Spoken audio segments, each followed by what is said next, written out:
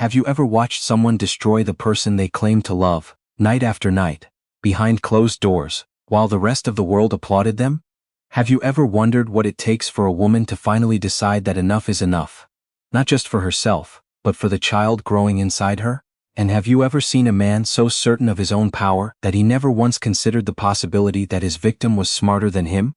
This is the story of Lorelei Vance. And this is the story of how her husband, Raymond Cole, built an empire on the back of a woman he underestimated every single day. Lorelei was 26 when she married Raymond. She was a registered nurse, soft-spoken, the kind of woman who remembered your birthday and brought soup when you were sick. She had grown up in a small town outside of Nashville, the middle child of 3, raised by a mother who worked double shifts at the hospital, and a father who coached Little League on weekends. She understood what love was supposed to look like. She had seen it in her parents' kitchen, in the way her father made coffee every morning before her mother woke up, the mug already waiting on the counter.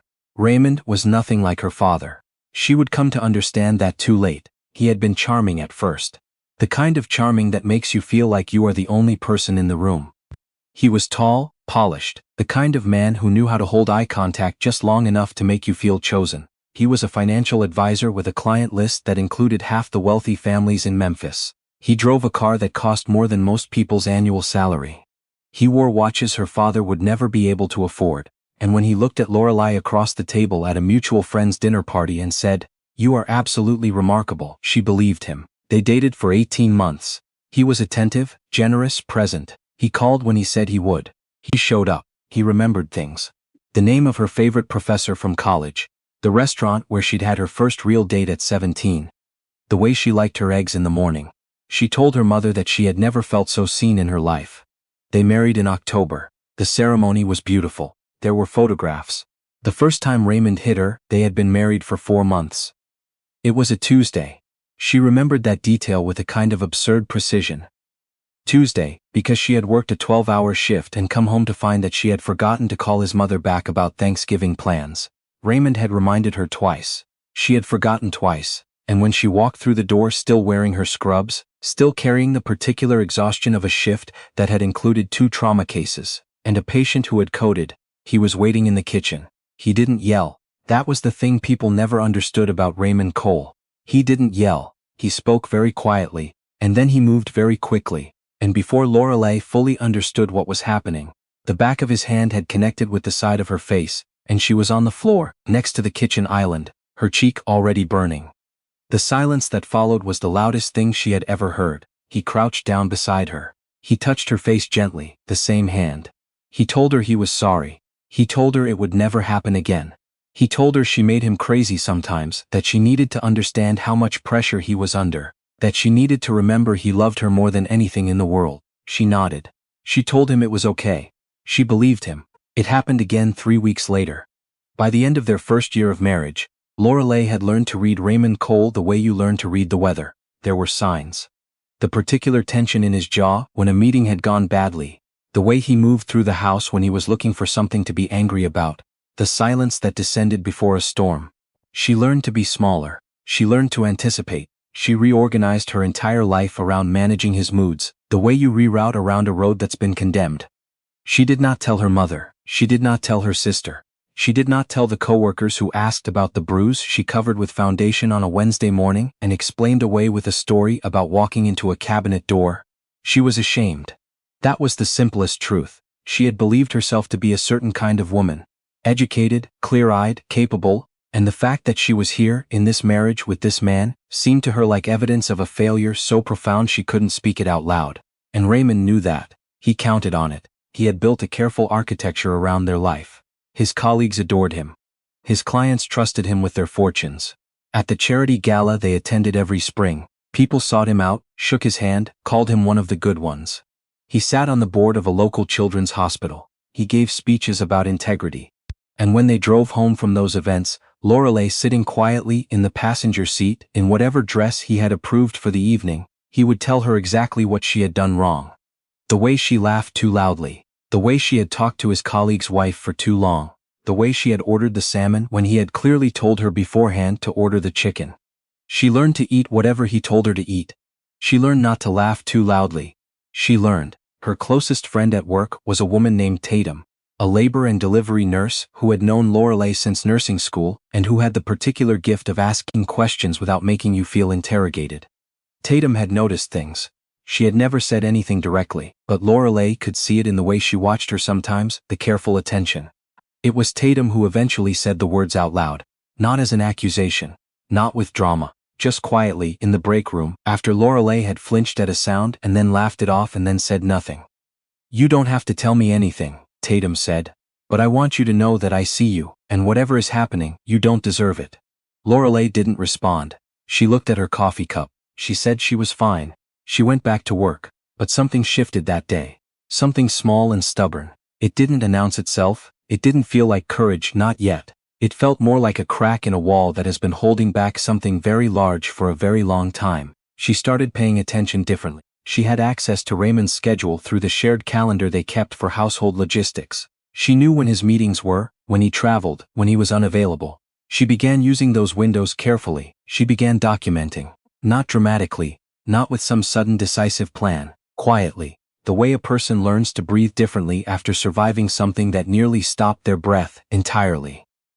She took photographs of her injuries on her phone, then transferred them to a cloud account he didn't know about. She kept a journal in a notebook she stored at the hospital in her locker, writing in it during lunch breaks and after shifts when the words were still sharp and she could record them accurately.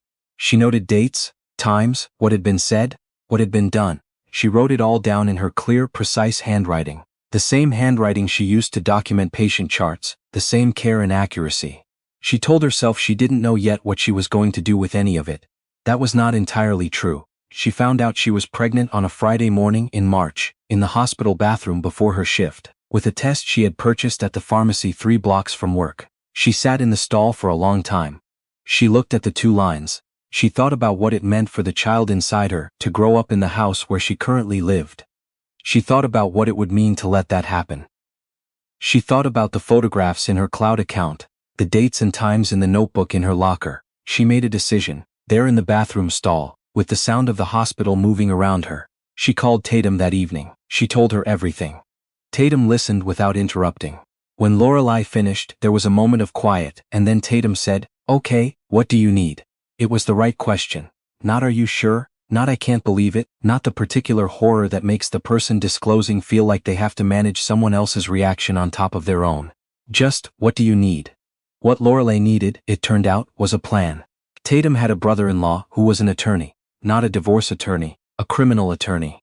His name was Patrick, and he specialized in cases that involved the intersection of domestic violence and financial control, which was, he explained to Lorelei at the first meeting in his office, more common than most people understood.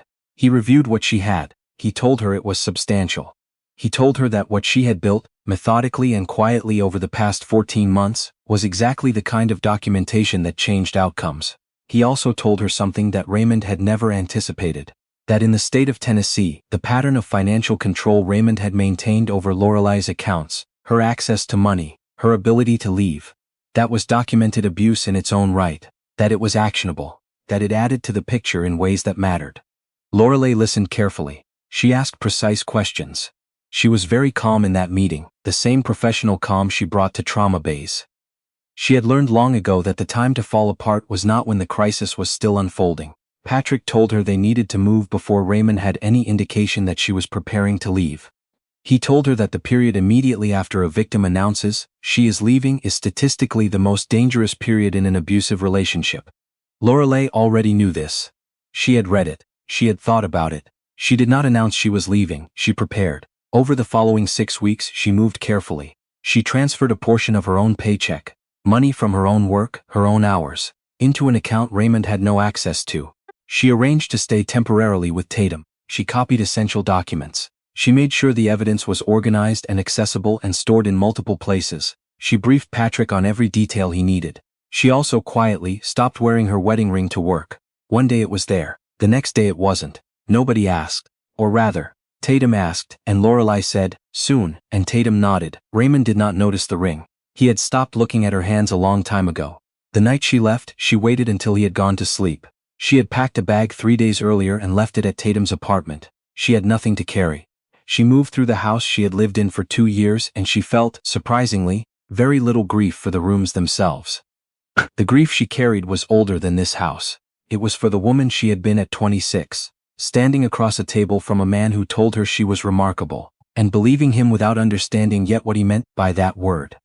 She left her key on the kitchen counter. She did not leave a note. Raymond came home the following evening to an empty house, a key on the counter, and no way to reach his wife. He called her cell phone. She had already changed the number. He called the hospital. She had already taken a leave of absence. He drove to her mother's house in Nashville. Her mother, who knew everything now, who had sat in Tatum's living room 2 weeks earlier and listened to her daughter tell the full story, who had held her daughter's face in both hands and said, "You should have told me sooner, but we have you now."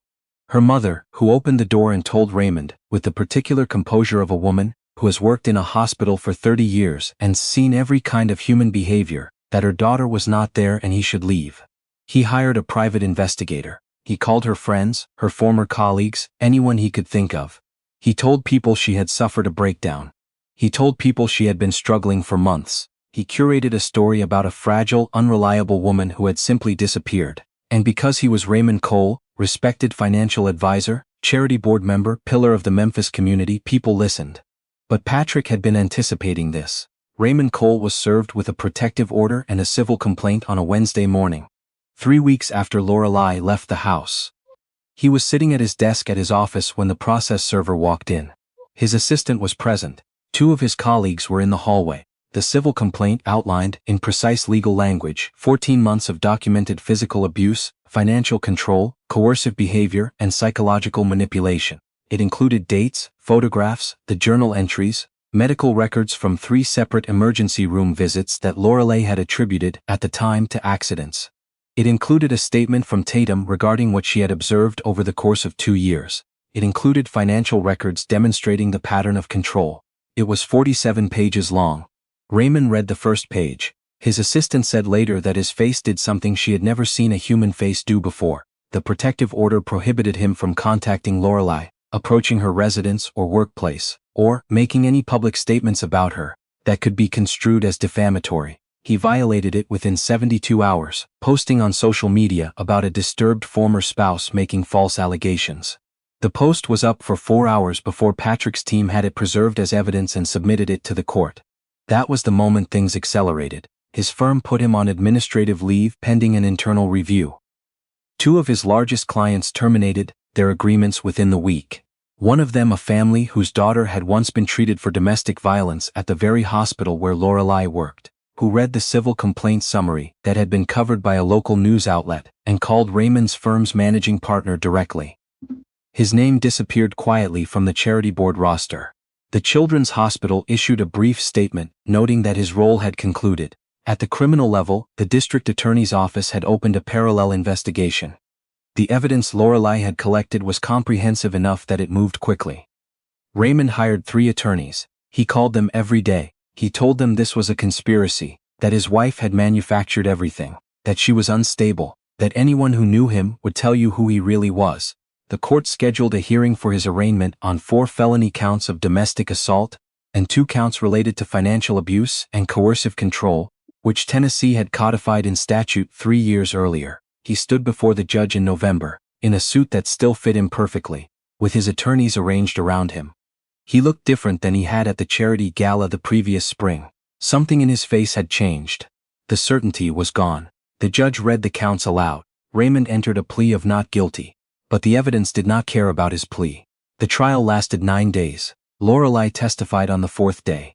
She was 31 years old, 7 months pregnant, and she sat in the witness box and answered every question in her clear, precise nurse's voice. She did not perform grief for the jury. She did not shake. She described what had happened with the same clinical accuracy she used to document patient charts. And there was something in the steadiness of her that was far more devastating to Raymond Cole's defense than tears would have been. His attorneys tried to paint her as calculating. They used that word several times. They suggested that a woman who documented injuries so methodically over 14 months was not a victim but a plotter, that the precision itself was evidence of manipulation.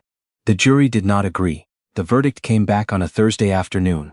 Guilty on 3 of the 4 assault counts, guilty on both financial abuse counts. Raymond Cole stood very still when the foreperson read it. He did not look at Lorelei. The judge sentenced him to 11 years in prison. He would not be eligible for parole for 7. Lorelei sat in the gallery with Tatum on one side and her mother on the other. When the verdict was read, she did not cry. She placed one hand flat on her stomach. The habit of a woman 7 months along, the particular reflex of someone keeping track of something very precious. And she breathed. Outside the courthouse on the steps, Patrick shook her hand and said, "You did that. Not that the system did it, not that the evidence did it, you did that." Her daughter was born in January. She named her Wren. She was 6 pounds, 11 ounces, and she had a full head of dark hair and a remarkably loud cry for someone so small. Lorelei held her in the hospital room. The same hospital where she had worked for 5 years, where Tatum had helped deliver her, and thought about the bathroom stall in March. The 2 lines on the test, the decision she had made in that small fluorescent space. She had made the right one. She was back at work by April. Different shifts, more manageable hours, her mother staying with her for the first 3 months to help with Wren. Tatum was 2 floors up in labor and delivery, texting her pictures of newborns with funny captions, keeping her laughing. She had moved into an apartment she had chosen herself, in a neighborhood she liked, near a park where she had already started walking in the mornings before the rest of the world woke up. The civil case concluded that summer. A portion of the marital assets, including Raymond's investment accounts, which had been frozen pending the criminal proceedings, were awarded to Lorelei as part of the divorce settlement. She put most of it aside for Wren. She used some of it to fund a resource she had been thinking about since before the trial. A small legal aid fund she established through a nonprofit, specifically for healthcare workers experiencing domestic abuse.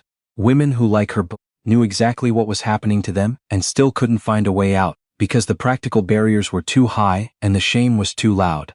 She called it the Wren Fund. She did not explain the name publicly. She didn't need to. Patrick sent her a photograph from the day of Raymond's sentencing. Not of Raymond, but of the courthouse steps, the November sky behind them, ordinary and gray and completely indifferent. She kept it in a frame on her desk. Sometimes, in the early mornings before Wren was awake, she sat with her coffee and thought about the woman she had been at 26. She did not feel contempt for her. She understood her now in a way she hadn't been able to when she was living inside it. The way love can be used as a mechanism of confusion. The way shame is a lock that someone else holds the key to. The way the person you're trying to protect yourself from has often already convinced you that protecting yourself is a form of betrayal. She understood, and she was done being held by it. Lorelei Vance had spent 3 years learning to be smaller. She spent the rest of her life learning how much space she was allowed to take up, and she never once apologized for it.